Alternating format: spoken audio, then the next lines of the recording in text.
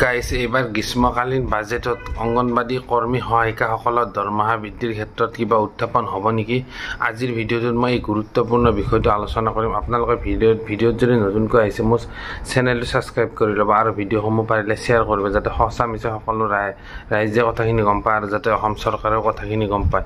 তো দেৰি নকৰি আজিৰ ভিডিঅ'টো আৰম্ভ কৰোঁ।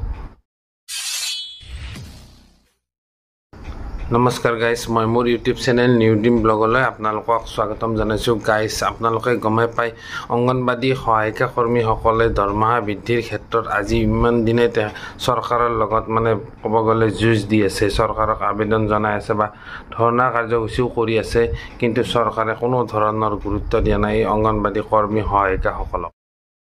গাইছ ইতিমধ্যে নিৰ্বাচন শেষ হ'ল, ফলাফলো ওলাল আৰু লগতে তৃতীয়বাৰৰ বাবে নৰেন্দ্ৰ মোদীয়ে প্ৰধানমন্ত্ৰী হ'বলৈ সক্ষম হ'ল আৰু ইতিমধ্যে চৰকাৰৰ কাম কাজবিলাক আৰম্ভণি হৈছে। বিভিন্ন ধৰণৰ চাকৰি এডভাৰটাইজমেণ্ট দিছে আৰু আঁচনিবিলাকৰ কথা হিমন্ত বিশ্ব শৰ্মাই নিজে সংবাদ মেল যোগে ঘোষণা কৰিছে। বিভিন্ন ধৰণৰ আঁচনি, নিযুত মইনা আঁচনি আৰু অৰুণোদয় আঁচনি, লাখপতি বাইদেউ, এনেকুৱা ধৰণৰ বিভিন্ন ধৰণৰ আঁচনি এতিয়া চৰকাৰে দিয়া আৰম্ভ কৰিছে। এতিয়া কথাটো হ'ল গাইছ, অংগনবাদী সহায়িকা কৰ্মীসকলে দৰমহাটোৰ কাৰণে তেখেতসকলে ইমান দিনে চৰকাৰৰ ওচৰত আবেদন জনাই আছে। যদিও চৰকাৰে এই প্ৰথম কেবিনেট এখন হৈ গ'ল, এই নিৰ্বাচনৰ পিছতে এই কেবিনেটখনত অংগনবাদী কথাটো উল্লেখ নহ'ল। যদিও গোটেইখিনি কথাই আলোচনা কৰিলে নতুন নতুন বিভিন্ন ধৰণৰ আঁচনি কথা ঘোষণা কৰিলে, কিন্তু অংগনবাদী সহায়িকা কৰ্মীসকলৰ দৰমহাটো বৃদ্ধিৰ ক্ষেত্ৰত আলোচনা নহ'ল। গাইছ এই কেবিনেটখন পাৰ হোৱাৰ পিছত এতিয়া আকৌ নতুন গ্ৰীষ্মকালীন অধিৱেশন চলিব, বাজেট অধিৱেশন, বছৰত বাজেট অধিৱেশন, গ্ৰীষ্মকালীন আৰু শীতকালীন এনেকুৱা ধৰণৰ অধিৱেশন হয়। এই বাজেটত কিছুমান বস্তু তেওঁলোকে ধৰে। এইবাৰ বাজেটত অংগনবাদী কৰ্মী সহায়িকাৰ কথাটো উল্লেখ হোৱাৰ সম্পূৰ্ণ এটা চান্স থকা বুলি গম পোৱা গৈছে, এটা খবৰ পোৱা গৈছে, ভিতৰুৱা খবৰ।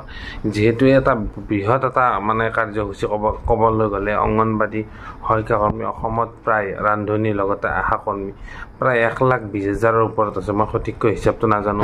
এই সকলোখিনি সাঙুৰি এটা ডাঙৰ এটা পেকেজ ঘোষণা কৰিব লাগিব, তেতিয়াহে গোটেইখিনি বস্তু সোমাই পৰিব। এইটোতো এটা সাধাৰণ বস্তু নহয়, তেখেতসকলৰ এটা চাকৰিৰ কথা আছে।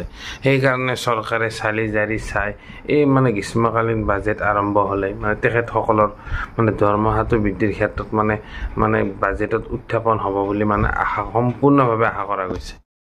তো অংগনবাদী সহায়িকা কৰ্মীসকলক কৈছোঁ, আপোনালোকে ইমান দিনে যিহেতু লাগি আছে আপোনালোকৰ প্ৰাপ্যটোৰ কাৰণে, গতিকে লাগি থাকক, চৰকাৰৰ ওচৰত আবেদন জনাই থাকক। খুব সোনকালে আপোনালোকলৈ সুখবৰ আহিব বুলি খবৰ পোৱা গৈছে। আপোনালোকে ঠিক এই গৰম বন্ধৰ সময়তে গ্ৰীষ্মকালীন যিটো অধিৱেশন হ'ব, এই গ্ৰীষ্মকালীন বাজেট অধিৱেশনতে আপোনালোকৰ কিবা চেলাৰীটো বৃদ্ধি হোৱাৰ ক্ষেত্ৰত কিবা এটা আশা কৰা গৈছে। গতিকে আপোনালোকে ধৈৰ্য ধৰিছে যিহেতু আৰু কিছুদিন ধৈৰ্য ধৰক আৰু ৰখক কিছুদিন, আপোনালোকে নিশ্চয় এটি ভাল খবৰ লাভ কৰিব বুলি খবৰ পোৱা গৈছে। তো গাইজ ভিডিঅ'টো যদি ভাল লাগিছে তেন্তে লাইক কমেণ্ট কৰিব আৰু চেনেলসমূহ ছাবস্ক্ৰাইব কৰিবলৈ নাপাহৰিব। মই আৰু ভাল ভাল ভিডিঅ' আপোনালোকৰ মাজত লৈ নিব যত্ন কৰিম। তেতিয়ালৈকে চাই থাকিব নিউ ড্ৰিম ব্লগ আৰু মোৰ লগতে এটি সৰুকৈ ফেচবুক পেজ আছে, নিউ ড্ৰিম ব্লগ। আপোনালোকে ফেচবুকত চাৰ্চ কৰিলেই পাই যাব। এই পেজটো আপোনালোকে লাইক কৰি যাব। এনেকুৱা ধৰণৰ মই ভিডিঅ' আপোনালোকৰ সামাজিক মাধ্যম ফেচবুকৰ জৰিয়তে দাঙি ধৰিবলৈ চেষ্টা কৰিম। গতিকে আজিলৈ ভিডিঅ'টো ইমানতে সমাপ্ত কৰিছোঁ।